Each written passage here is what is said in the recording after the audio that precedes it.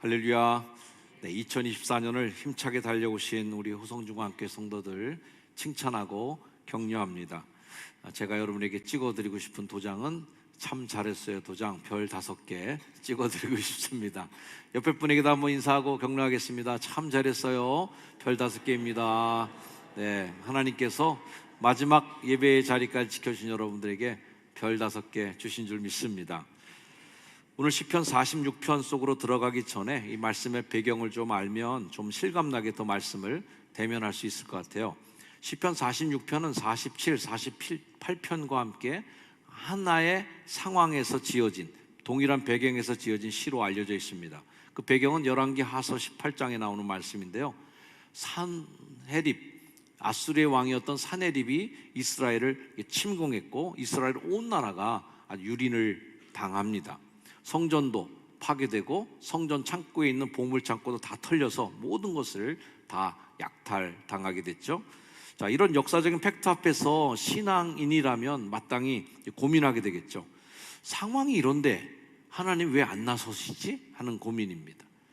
사정이 이 정도 됐는데 하나님이 좀 나서서 당장 발 벗고 나서셔갖고 다 정리를 좀 해주셔야 될 텐데 안 보이는 겁니다. 이스라엘은 그렇게 하나님의 침묵과 마주대하게 되었습니다.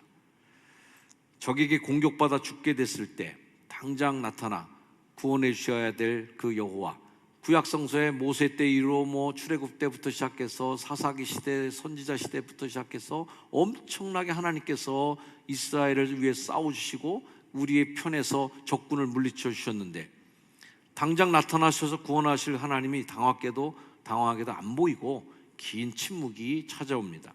이때 고라 자손이 바로 출애굽기 14장에 나오는 모세가 이스라엘 백성에게 했던 그 말씀을 떠올리죠. 너희는 가만히 있어 라는 말씀을 떠올립니다. 자, 출애굽기 14장의 상황은 지금 이스라엘이 처한 아수르가 쳐들어와서 나라를 온통 뒤집어 놓는 상황과 그다지 다르지 않았어요. 뒤에는 애굽, 앞에는 홍해가 가로막혔던 그 절체절명의 순간에 모세가 외쳤던 그 말을 이 고라 자손이 머리에 연상합니다. 출애굽기 14장 14절 말씀, 13절 말씀 같이 읽어볼까요? 시작. 모세가 백성에게 이르되 너희는 두려워 말고 가만히 서서 여호와께서 오늘 너희를 위하여 행하시는 구원을 보라. 너희가 오늘 본 애굽 사람을 영원히 보지 아니하리라. 아멘. 하나님의 침묵은 아주 오랜 시간 동안 신앙인을 괴롭힌 주제였습니다. 하나님의 침묵에 대해서 절망했고 절규하는 시편의 구절들이 여럿 찾아볼 수 있습니다. 시편 10편 1절 여호와여 어찌하여 멀리 서시며 어찌하여 환난 때에 숨으시나이까. 시편 13편 말씀 여호와여 어느 때까지니까 나를 영원히 잊으시나이까. 주의 얼굴을 나에게서 어느 때까지 숨기시겠나이까. 시편 22편 말씀 내 하나님이여 내 하나님이여 어찌 나를 버리셨나이까. 예수님이 십자가에서 동일하게 이 말씀을 인용하며 하나님께 부르짖었던 그 말씀이죠. 어찌 나를 멀리하여 돕지 아니하시오며 내 신음소리를 듣지 아니하시나이까. 하나님의 침묵 앞에 신앙인들은 괴로웠고 고통스러웠고 절규할 수밖에 없는 상황인 것이죠. 오늘 46편 말씀의 시편 앞부분에 나오는 구절들에게서 느끼는 뉘앙스도 그다지 다르지 않은 절박한 상황입니다. 땅이 변하든지 산이 흔들려 바다 가운데 빠지든지 바닷물이 솟아나고 뛰놀든지 그것이 넘침으로 산이 흔들리는 상황. 이거 어마어마한 상황이죠. 천지가 개벽이 일어나고 온 천지가 다 뒤죽박죽이 되어버린 이 상황 속에서 누가 나를 도울까 하는 그 질문을 하나님께 드리는 시편입니다. 자, 오늘 말씀 가만히 있어 라는 말씀을 제가 오늘 설교의 주제로 삼았는데 이 가만히 있어는 그냥 단순하게 동작 그만 라는 말씀이 아닙니다. 가만히 있어 라고 이제 번역된 동사인 라파라고 하는 히브리어는 떠나다, 떠나보낸다 하는 뜻도 포함되어 있는데요, 지푸라기에 이제 불이 붙어서 불이 쫙 이제 집을 태우고 들어가는데 일정한 시간이 지나서 이 불이 다 소진되어 버리면 연기도 나지 않게 다 이제 바짝 타버린 라파는 그런 상태를 의미하는데 불길 같은 우리의 이기심, 연기를 피우는 것 같은 그런 욕망들, 분노, 이것들이 다 태워지고 없어진 다음에 이제 가만히 자기 자신을 또는 하나님을 응시하는 그 상태, 바로 그 상태가 가만히 있어 하는 상태입니다. 이 가만히 있어에 담긴 몇 가지 의미를 정의하자면, 첫 번째는 하나님의 주권을 인정할 때 가만히 있을 수 있죠. 가만히 있어라고 하는 이 말에 이제 놓아두다, 포기하다라고 하는 의미도 담겨 있는데, 스스로 해결하려고 애쓰거나 모든 것을 내 능력으로 통제하려고 하는 노력을 멈추고 모든 핸들, 주관하는 그 주권을 하나님께 맡길 때 가만히 있을 수 있는 거죠. 하나님 못 믿으면, 하나님의 주권을 양보할 수 없으면 내가 계속 핸들 돌리고 있어야 되고, 내가 계속 깜빡이 켜고 뭔가 정리를 하고 준비를 많이 해야 됩니다. 다시 말씀드리지만 이 가만히 있어라고 하는 이 말은 아무것도 하지 않는다는 말이 아니라 하나님께 그 주권을 내 맡기는 첫 번째 의미, 우리의 의지적 노력과 하나님의 능력을 혼동하지 말라 하는 메시지를 담고 있는 것입니다. 우리가 의지적으로 많이 노력을 하면 그 의지적 노력을 하나님이 도우셔서 내가 할 수 있도록 만들어주는 것으로 착각할 때가 많이 있는데, 그게 아니죠. 내가 하나님 자리를 차지하고 내 힘으로 모든 걸 해결할 수 있다는 마음을 내려놓는 거, 그게 가만히 있어의 상태입니다. 하나님의 주권을 인정하는 상태이죠. 우리 한번 외쳐볼까요? 하나님의 주권을 인정하라. 아멘. 두 번째는 하나님의 일하심을 신뢰해야 가만히 있을 수 있습니다. 하나님이 일하시는 것에 대해서 믿음이 가야 가만히 기다리고 앉아있지, 그거 의심되면 아유 못 믿겠어, 안 되겠는데 이거 하는 마음이 들겠죠.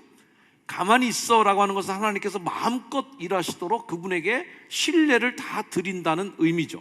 아무 일도 하지 않거나 무책임하게 행동하는 것이 아니라 내가 할 수 있는 한의 최소한의 일을 최선을 다한 이후에 나의 계획을 이제는 딱 내가 할 수 없는 영역에 도달했을 때는 거기서 스톱, 내려놓고 하나님의 계획과 뜻에 그 다음 순종을 하는 겁니다. 너희가 염려함으로 그 키를 한 자나 더 할 수 있겠느냐? 안 되는 건 안 되는 걸로 딱 내버려 놓고 맡기는 거죠. 시편 55편 22절 말씀처럼 내 짐을 여호와께 맡기라. 그가 너를 붙드시고 의인의 요동함을 영원히 허락하지 아니하시리로다. 할렐루야. 딱 신뢰하고 맡기는 거예요. 출애굽기 14장의 그 상황도 마찬가지예요.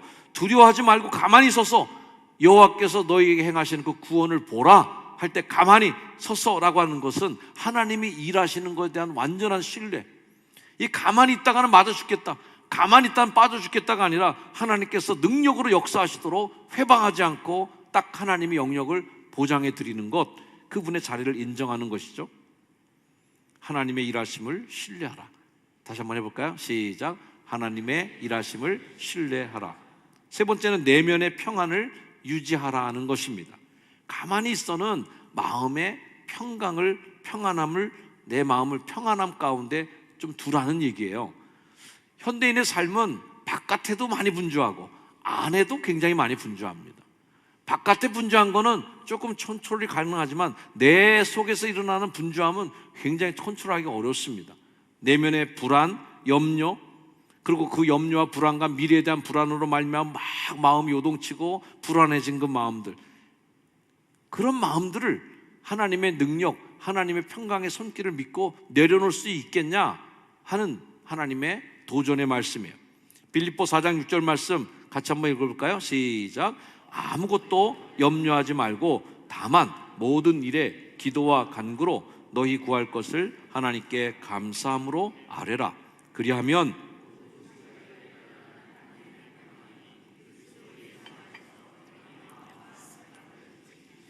염려하지 말고 평강이 너희 마음, 생각을 지키게 좀 해라. 왜 그 염려로 마음의 평강이 다 무너지고 생각이 다 무너지고 있느냐 하는 하나님의 도전의 말씀인 거예요. 다시 한번 외쳐봅니다. 내면의 평안을 유지하라. 네 번째는 하나님과의 관계에 집중하는 것입니다. 가만히 있어는 바쁜 일상 속에서라도 하나님과 나와의 교제만큼은 유지하라는 것입니다. 그 교제를 지켜라는 거예요.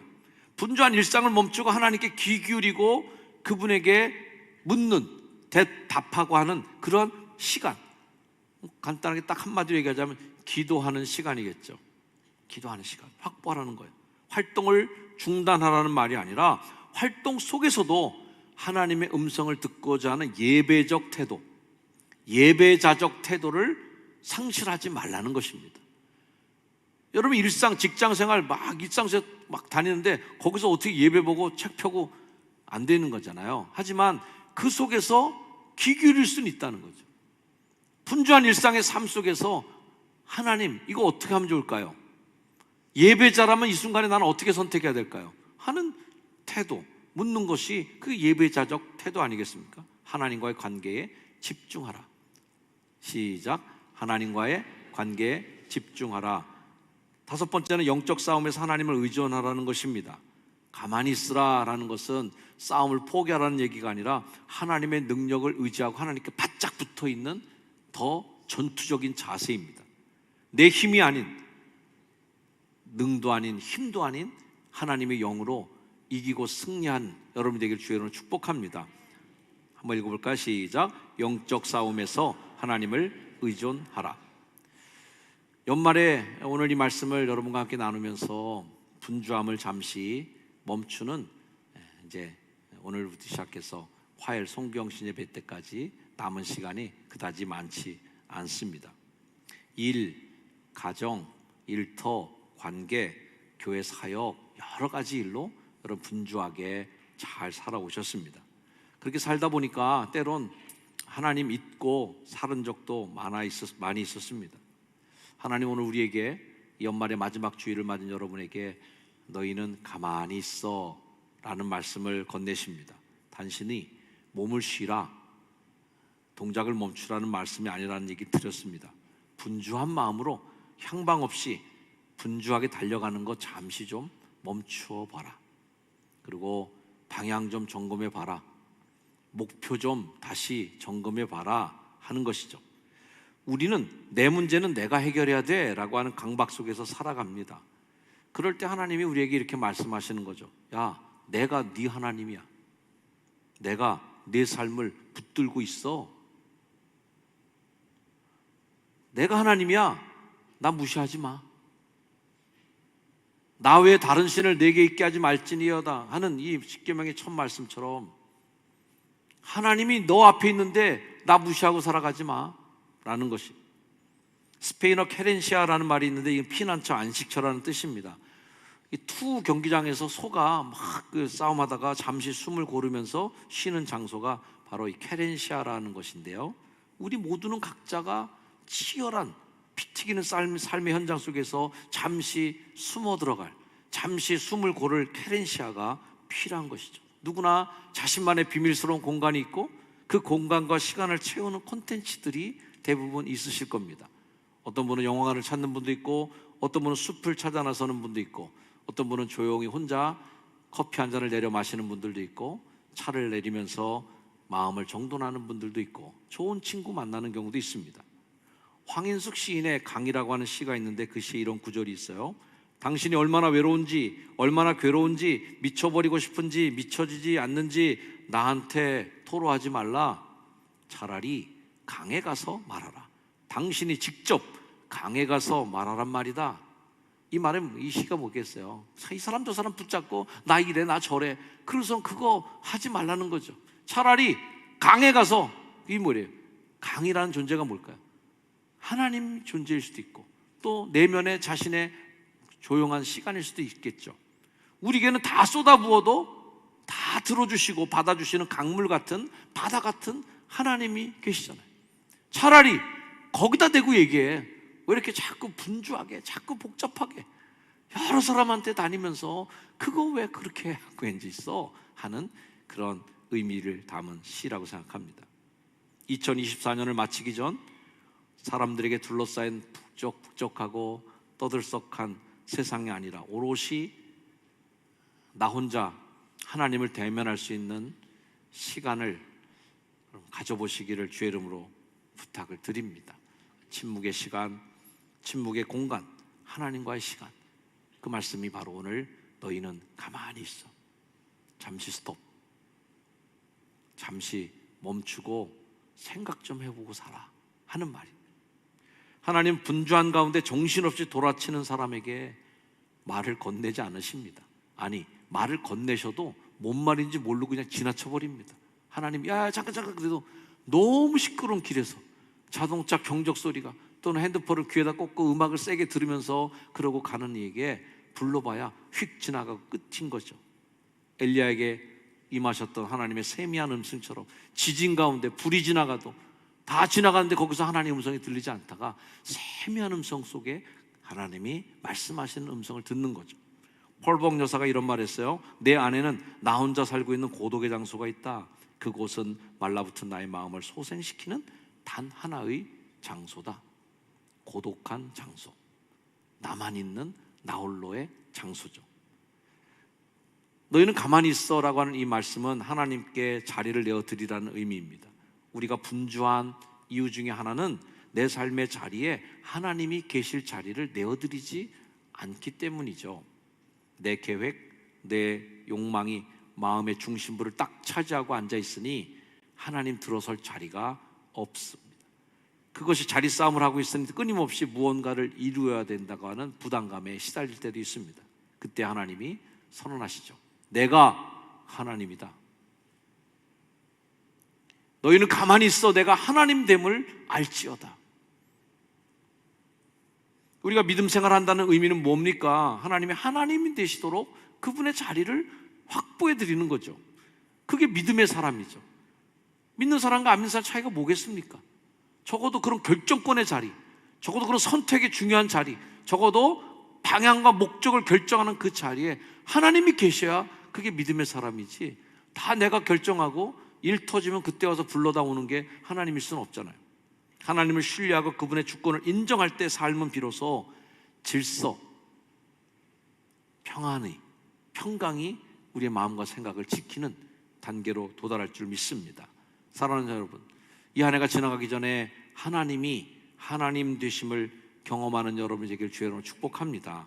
하나님 앞에 가만히 섰을 때 그냥 단순히 몸만 쉬고 시간을 멍 때리며 보내는 시간이 아니라 하나님의 능력과 영광을 체험할 수 있는 삶. 오늘 말씀 시편 46편 10절 말씀 다시 한번 읽어볼까요? 시작. 이르시기를 너희는 가만히 있어 내가 하나님 됨을 알지어다. 내가 문나라 중에서 높임을 받으리라.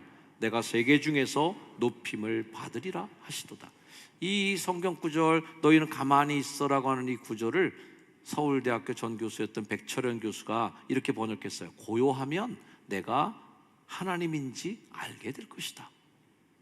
이분이 언어나 이런 고대어에 굉장히 능통하신 분인데요, 그분의 사역입니다.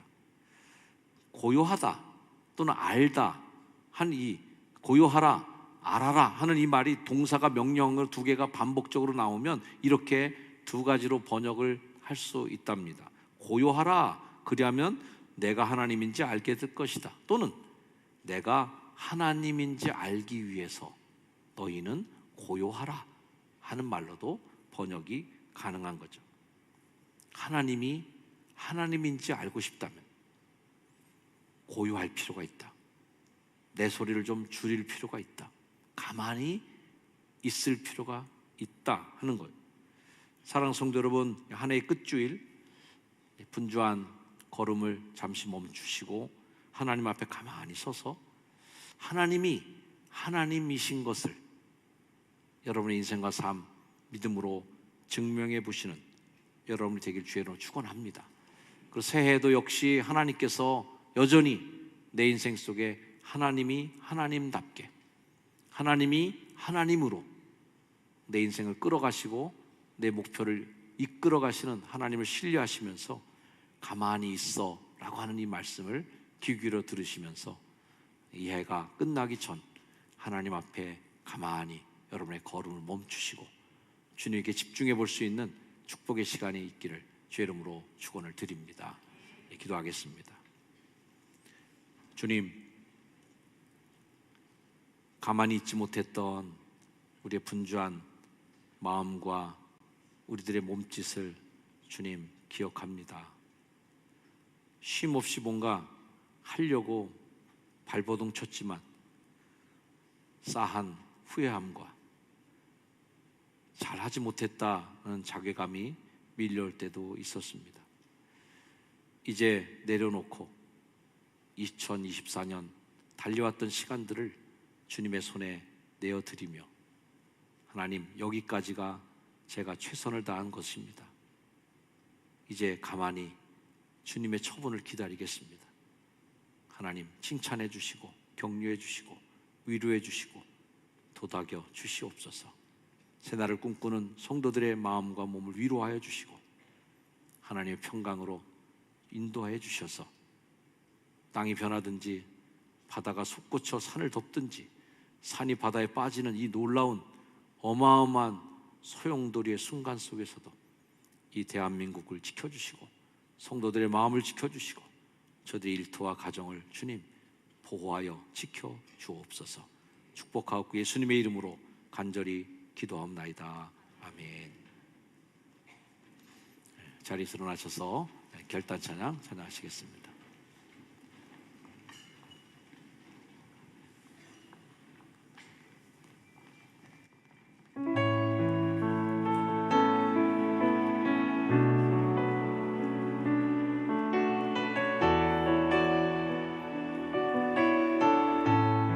하나님을 위해 피난처 되시며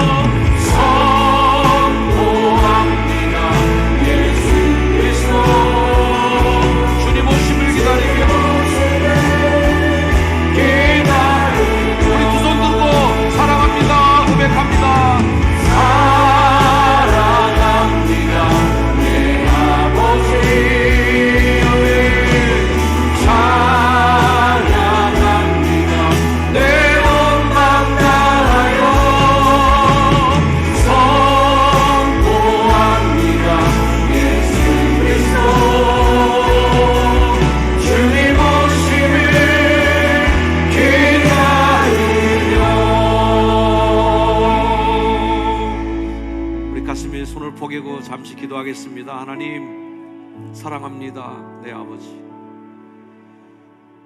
너희는 가만히 있어 주가 하나님 되심을 알지어다 선언하신 대로 하나님, 올 한 해 우리 인생을 돌아보며 나의 삶을 잠시 돌아보며 하나님이 하나님 되셨는지, 되짚어 보시고 점검해 보는 잠시의 시간이 있기를 원합니다. 잠시 침묵하며 기도하겠습니다.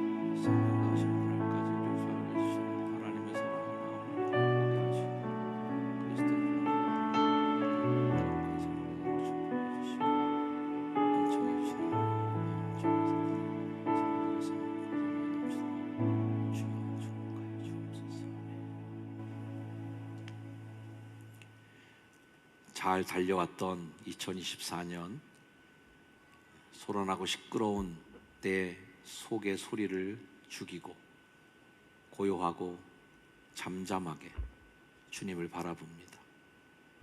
주님, 여기까지 동행하신 은혜에 진심으로 감사를 드립니다. 감사합니다. 또 걸어갈 우리의 인생길에 동행하실 주님을 기대합니다. 그렇게 이 한 해의 끝까지 짧은 시간을 남겨놓고 가만히 주님을 바라보길 원하는 성도들 한 명 한 명의 영혼 위에 우리 주 예수 그리스도의 은혜와 하나님의 사랑하심과 동행하시고 앞서주시는 성령님의 놀라운 은혜 역사가 자리에 함께한 모든 성도들의 삶 위에 이제 영원까지 늘 항상 함께 하시기를 간절히 축원하옵나이다. 아멘.